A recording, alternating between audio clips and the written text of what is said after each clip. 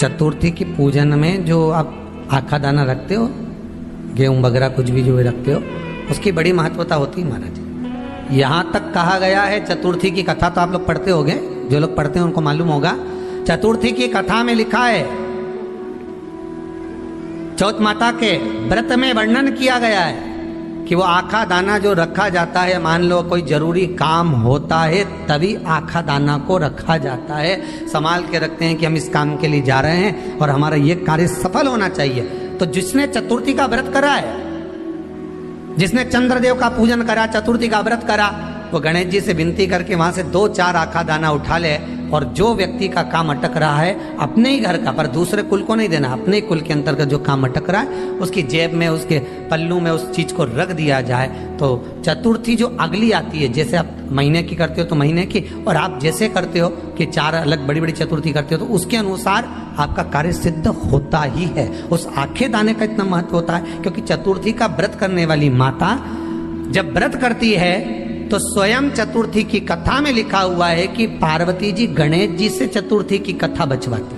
तो चतुर्थी की कथा जब होती है तो उसको स्वयं गणेश जी बाच रहे हैं। तो व्रत कौन सुन रही है? माता पार्वती। और आपने जो आखा दाना लिया वो गणेश जी के भाव से लिया, गणेश जी से निवेदन करके, विनय करके, प्रार्थना कर उसको प्राप्त किया। तो जिनकी यहाँ संपदा की कमी होती है, वैभव की कमी होती है, लक्ष्मी की कमी होती है, प्रतिष्ठा की कमी होती है, धन की कमी होती है, उसके लिए बुधवार के दिन अगर शंकर पर 1 लोटा पानी चढ़ाया जाता है तो जिन लड़कियों का विवाह नहीं हो रहा, जिन बच्चों का विवाह नहीं हो रहा, उन बच्चों के भी विवाह हो जाते हैं। हमारा बल वृद्धि से मतलब होता है जिस कन्या या वर का विवाह नहीं होता, 40 साल हो गए या 30 साल हो गए, या जब 28 के बाद में लड़का लड़की क्रॉस हो जाए कि 29 में, 30 में, 32 में, 34 में, 40 तक पहुंच गए और विवाह नहीं हो रहा है, तब बेलपत्री के जो पेड़ होता है, वृक्ष होता है, उस वृक्ष की जो डाली होती है, उस डाली के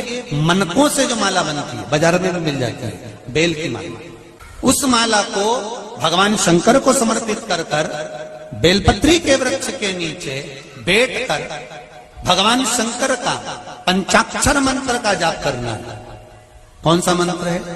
पंचाक्षर। पंचाक्षर मंत्र कल बताया था, नमः शिवाय। अगर रसोई घर से भोजन में तुलसी डलकर अगर ठाकुर जी के सामने वो थाली रखी तो ये पक्का है वो थाली ठाकुर जी नहीं जीमेंगे, क्योंकि उसमें तुलसी रखी हुई आई है। हाँ, जब ठाकुर जी के सामने थाली रखा गई और तुमने थाली रखने के बाद में मंदिर के सामने बैठ के फिर तुलसी डाली तो ठाकुर जी उसको स्वीकार कर लेते हैं। क्यों? क्योंकि 33 करोड़ देवी देवता एक जगह पर विराजमान हैं। जब हम थाली रखते हैं, प्रथम देव उस भाग को ग्रहण कर ले। जब तक तुलसी डालते हैं, प्रथम देव अपनी दृष्टि हटा लेते हैं। समय होता है, एक टाइम होता है, एक पल होता है, एक घड़ी होती है कि गणेश जी महाराज हमारे घर में आ गए। गणेश जी की सबसे पहली जो आरती हो, उस आरती के समय पर अगर धूप बत्ती जलाई जाए या गोबरी को जलाकर उसमें गूगल छोड़ी जाए और गूगल छोड़ने के बाद गणेश जी का नाम ध्रुम वर्ण कह दिया जाए तो गणेश जी को तुम्हारे घर की पूजा स्वीकार करना पड़ती है। बस वो समय हम जानते, हम तो बस उतना जानते हैं कि शिव महापुराण में लिखा और मुद्गल पुराण में लिखा, गणेश पुराण में लिखा, गणेश जी का एक नाम होता है ध्रुम वर्ण। क्या नाम है?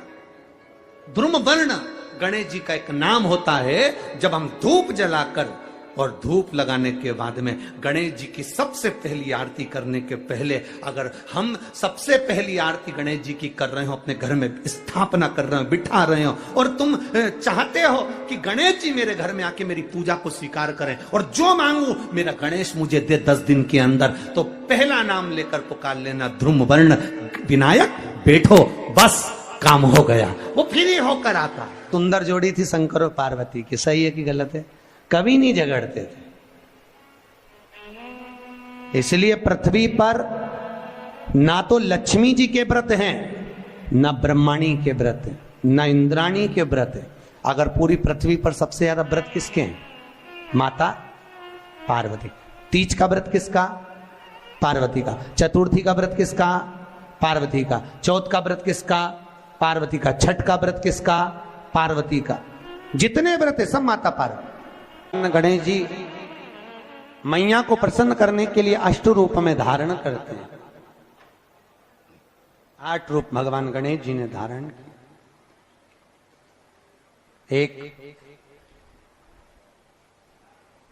मयूरेश्वर गणेश, दूसरा सिद्धि विनायक, तीसरा बल्लालेश्वर, फिर वरद विनायक, फिर चिंतामणि, फिर गिरजात्मज, फिर भगवान गणेश विघ्नेश्वर अष्ट विनायक, फिर महागणपति। ऐसे गणेश जी के अष्ट नाम हुए। उस समय तिजोरी के अंदर जो गणेश की प्रतिमा रखी जाती है किस नाम से रखी जाती है? तो तिजोरी में हम जो गणेश की प्रतिमा रखते हैं वो वरद विनायक के नाम से रखते हैं। कौन सा गणेश? वरद। वरद विनायक के नाम से तिजोरी में गणेश रखते हैं। और वरद विनायक के नाम से गणेश जी तिजोरी में रखाते हैं। आपको कथा में कहा था घर में सीधी सूंड का गणेश और व्यापार व्यवसाय ऑफिस में उल्टी सूंड का गणेश होना चाहिए। वरद विनायक को तिजोरी में। जब मकान का गृह प्रवेश होता है तो गणेश जी की पूजन जो दरवाजे पर करी जाती है उसे सिद्धि विनायक गणेश कहते हैं। कौन सा गणेश? सिद्धि विनायक। जब हम घर में शुभ कार्य हो, बंदरवाल लगाएं, कोई दरवाजे पर शुभ लाभ लगाएं या स्वस्तिक बनाएं या माताएं दरवाजे पर रंगोली डाले तो उसी समय पर सिद्धि विनायक के नाम से रंगोली डालना चाहिए। तो घर में लक्ष्मी बढ़ती है, सिद्धता बढ़ती है। याद रखिए, कभी भी गणेश जी को, मिट्टी के गणेश जी लाते हो भादो महीने में, तो विसर्जन करो तो विसर्जन के समय पर 2 बिंदी, एक कंकु की एक हल्दी की, दीवार पर जरूर लगा देना चाहिए। क्यों? क्योंकि गणेश जी हमारे यहाँ आते हैं तो रिद्धि सिद्धि के साथ आते हैं। पर जब गणेश जी जाते हैं, अगर हम बिंदी नहीं लगाते हैं तो गणेश जी अपनी रिद्धि सिद्धि को साथ में लेकर चले जाते हैं। पति के साथ पत्नी वापिस चली जाती है। जब हम बिंदी लगाते हैं तो उसका मतलब होता है कि हमारे घर की बहू हमारे घर में रहे, बेटा भले भ्रमण के लिए जाए। तो गणेश जी जाते हैं, रिद्धि सिद्धि घर में रह जाती है। इसलिए रिद्धि सिद्धि को घर में रखने के लिए 2 बिंदी लगाना चाहिए, एक कुंकू की, एक हल्दी। रिद्धि सिद्धि। गणेश जी की प्रियता है दुर्वा। क्या प्रियता है? दुर्वा। कितनी दुर्वा गणेश जी को समर्पित करी जाती है? मात्र 5। कितनी? आज के जमाने में लोग गट्ठा बनाकर चढ़ा दें, वो अपनी जगह पर। 5 दुर्वा पंचम इंद्रियों को वश में करने के लिए और भगवान के 5 जो स्वरूप हैं उनको अपने भीतर उतारने के लिए 5 दुर्वा। और दुर्वा में भी 3 गांठ। जब दुर्वा समर्पित करी जाती है तो उसमें नीचे दुर्वा की डंडी पर गांठ रहती है, 3 छोटी छोटी गांठें होना चाहिए। चतुर्थी का जो व्रत करने वाली होती हैं, जो चतुर्थी का पूजन करने वाली होती हैं, उनके भीतर का एक भाव होता है कि जैसे ही शाम का समय आए चंद्रदेव का पूजन करें। चंद्र जब प्रकट हो जाए, कलश भर लिया, उसके नीचे आखा दाना रख दिया, चावल गेहूं जो भी आप रखते हो पूजन के लिए, ऊपर पात्र आदि रख दिया, जलाशय, फिर अपन ने घी का दिया लगाकर पूजन भी कर ली। तो जो चतुर्थी का पूजन करने वाली होती है, जो चतुर्थी का नियम व्रत धारण करने वाली होती है, बड़ी बड़ी चतुर्थियां करती हैं या उसका नियम धारण करती हैं, तो चतुर्थी का जो पूजन करती है वो किस चीज के लिए होता है? केवल संतान, पुत्र, परिवार, हमारा कुटुंब, हम जिस कुल में हैं, हमारा कुल वैभव की ओर बढ़े, संपदा की ओर बढ़े और उसकी आयु बढ़े,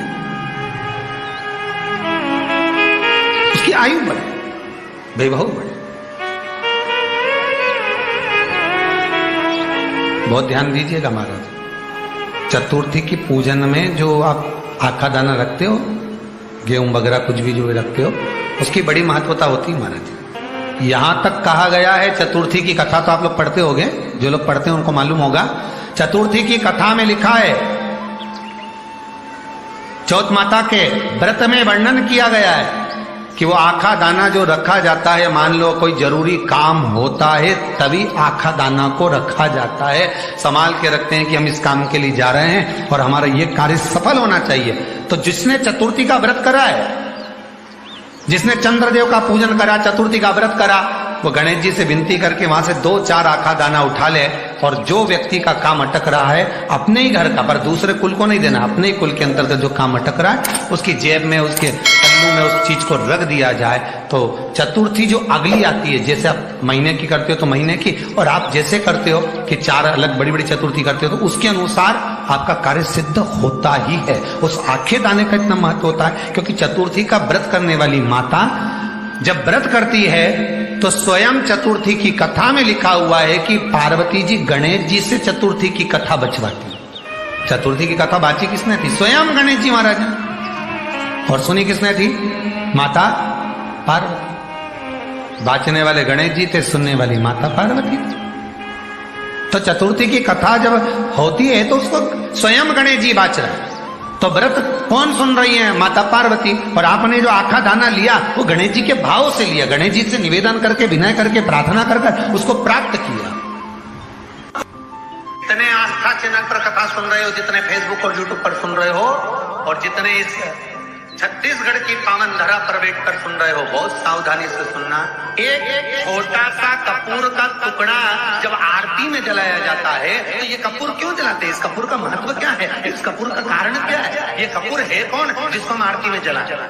क्या जरूरत है इस कपूर को आरती में जलाने की? क्या जरूरत है इसको यज्ञशाला में जलाने की? क्या जरूरत है इस कपूर को पूजन में जलाने की? स्वयं गुरु बाबा कहते हैं, यदि कोई आरती में, पूजन में, घर में एक कपूर का टुकड़ा आरती के बाद में जब समर्पित